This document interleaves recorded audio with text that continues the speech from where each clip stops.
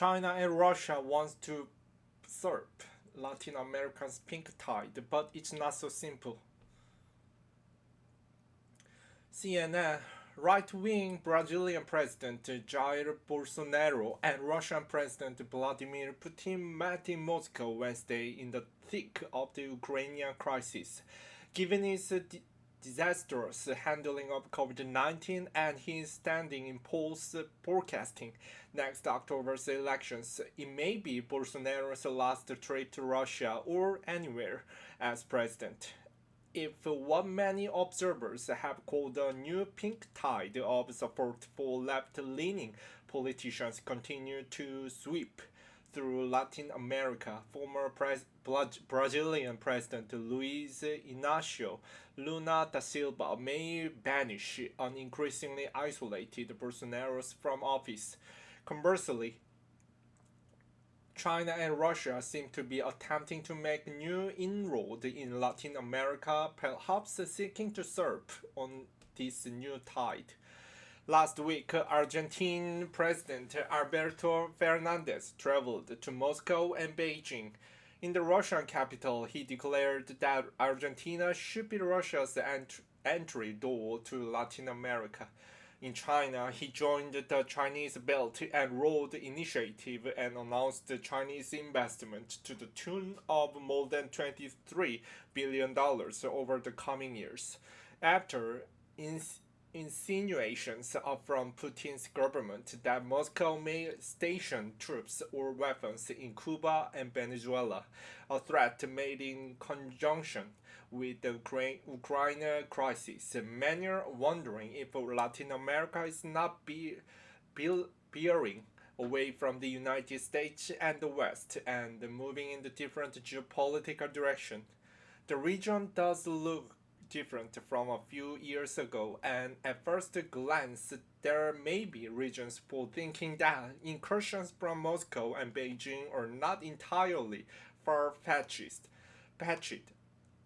The new pink tide is the expression used to describe the presumed wave of the new left-wing government in Latin America, starting in 2018 with Andres Manuel Lopez Obrador in Mexico and continuing in 2019 with Fernandez himself and in 2021 with Luis Arce in Bolivia, Pedro Castro in Peru, and Gabriel Boric in Chile. This coming May, Gustavo Petro could win Colombia's presidency. A victory for Lula in Brazil would be the icing on the cake.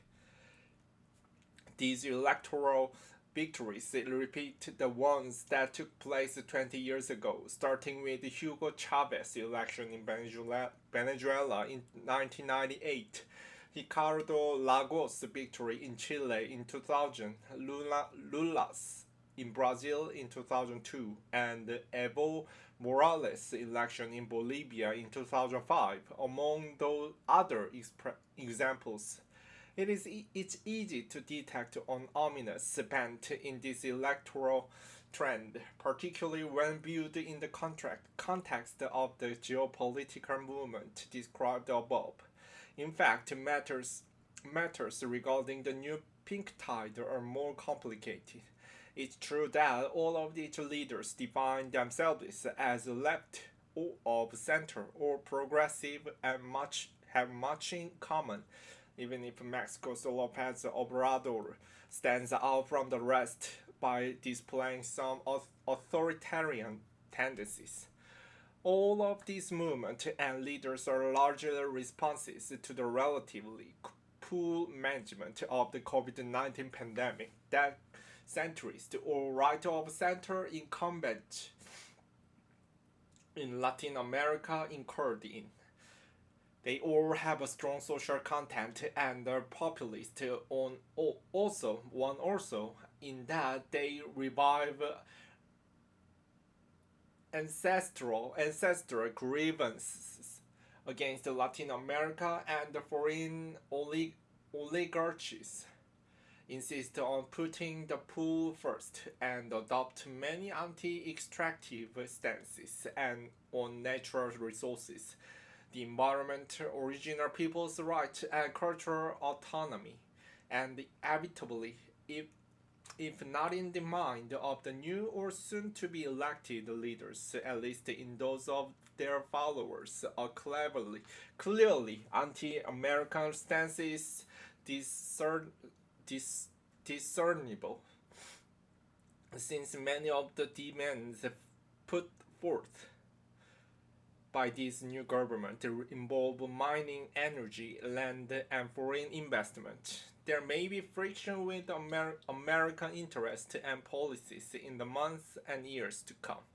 But there are also significant differences between many of these government and monument movement, as well as with the first pink wave and with the traditional autocratic dictatorial left in Cuba, Nicaragua, and Venezuela.